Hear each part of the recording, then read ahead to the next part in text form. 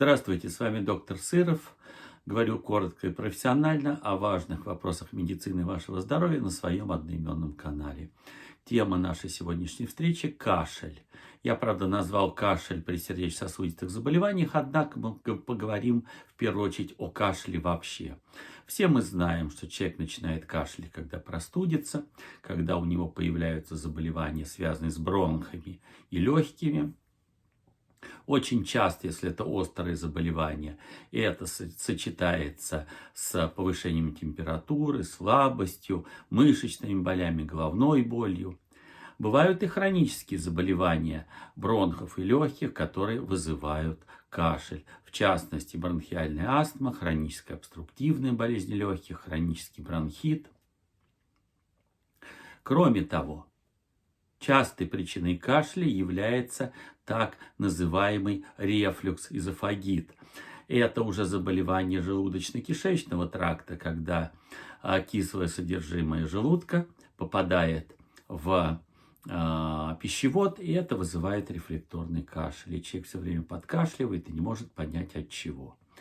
Итак, если у вас появился кашель, и это связано с какими-то дополнительными жалобами, повышением температуры, мышечной боли и так далее, то это, скорее всего, простуда. Если кашель носит хронический характер, нужно обязательно проверить легкие и желудочно-кишечный тракт. Однако основная наша тема сегодня – кашель при сердечно-сосудистых заболеваниях. А как часто это бывает? Увы, достаточно часто. Первая причина – это прием препаратов группы ингибиторов ангиотензин превращающего фермента. Группа энолаприла. Наиболее часто назначаемые препараты энолаприл, пиридоприл, лизинаприл, рамиприл. Появление сухого кашля связано с механизмом действия препарата, накопление такого вещества, которое называется брадикинин. Что интересно, когда на ингибиторах АПФ появляется кашель, то давление даже лучше контролируется. Но цель нашего лечения – это обеспечение качества жизни. Конечно, очень неприятно жить, когда все время покашливаешь. Никакого способа борьбы с этим нет. Необходимо просто заменить эти препараты на препараты из соседней группы, из группы сартанов, группа лозартана. Наиболее часто назначаемые препараты, которые длительно действуют, это кандасартан и телмисартан, а также часто назначаемый препарат вальсартан, недостатком которого, так же как и лозартан, является необходимость достаточно часто назначать 2 раза в день. А какие же еще причины могут быть для кашля при сердечно-сосудистых заболеваниях? Это сердечная недостаточность. Когда увеличивается количество жидкости в малом круге кровообращения, повышается давление в малом круге кровообращения, как мы говорим, в системе легочной артерии. Это вызывает рефлекторный кашель. Как же это понять?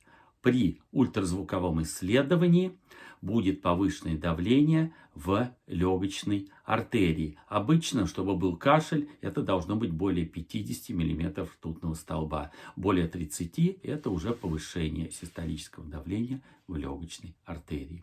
Причем это может носить разнообразный характер.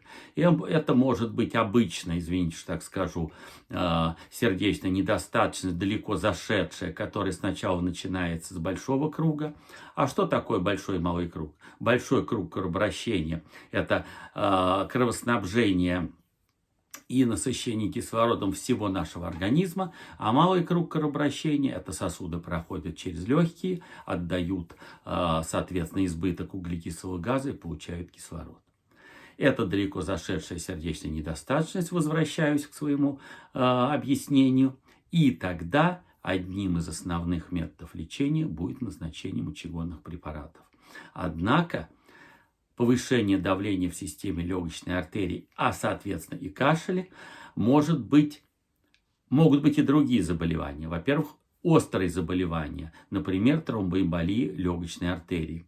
Когда тромбик попадает в систему легочной артерии, это приводит к тяжелым осложнениям, и кашель является далеко не самым опасным проявлением. Лечение проводится в первую очередь с помощью антикоагулянтов, о которых я много раз рассказывал. Однако бывают и врожденные состояния, так называемая первичная легочная гипертензия, которая лечится по-другому с помощью специальных препаратов. То есть повышение давления в системе легочной артерии может быть первично при особых заболеваниях, так и вторичное, как проявление тяжелой сердечной недостаточности, так и острых состояний, в частности тромбоэмболии легочной артерии. Кроме того, кашель может быть тогда, когда в плевральной полости по каким-то причинам накапливается жидкость, например, при воспалении легких или при той же сердечной недостаточности, и когда эту жидкость удаляют с помощью пункции, то раздраженные плевральные листки начинают тереться друг от друга, и появляется боль в грудной клетке и кашель. А что такое плевральные листки? Это специальное покрытие сверху на легких и выстилка внутри грудной клетки, между ними небольшое количество жидкости смазки, для того, чтобы при дыхании мы не чувствовали и легко наши легкие могли расправляться и снова уменьшаться в объеме, то есть скользить внутри грудной клетки. Кстати, проявлением кашля может быть и проблемы с перикардом, с сердечной сумкой. Опять же, сначала это может быть просто воспаление листков без жидкости, как только там начинает накапливаться жидкость, и трение. Трение прекращается, и боль проходит, и нет кашля. И, наконец, очень важное. Кашель может быть проявлением аритмии. Приходит человек и говорит: вот у меня периодически возникает такое ощущение, что вот что-то в сердце замирает, и я начинаю покашливать.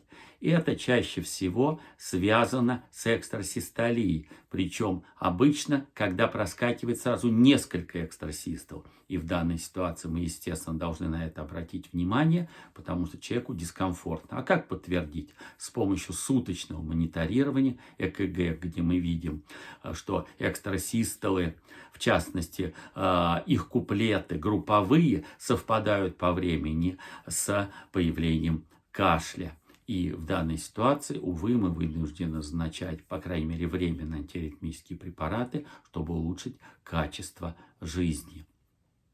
Итак, давайте подведем итоги. Кашель – это частый симптом самых разнообразных заболеваний, как острых, так и хронических.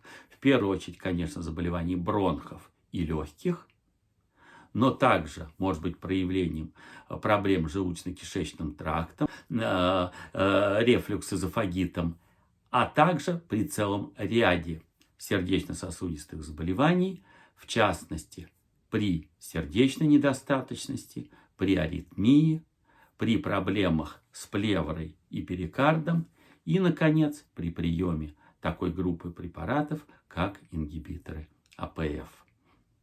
На сегодня все. Перехожу к теме «Важный вопрос». Важный вопрос.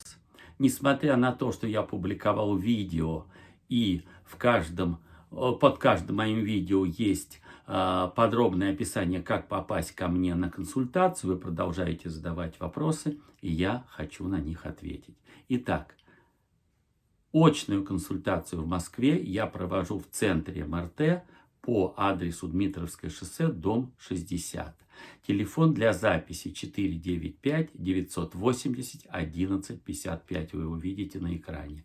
Если вам нужны другие виды консультаций, тогда вам нужно написать мне на почту dr.sыров@gmail.com. Опять вы видите на экране. И вы должны помнить, что я не всегда и довольно часто пропускаю ваши вопросы, я просто физически это не успеваю.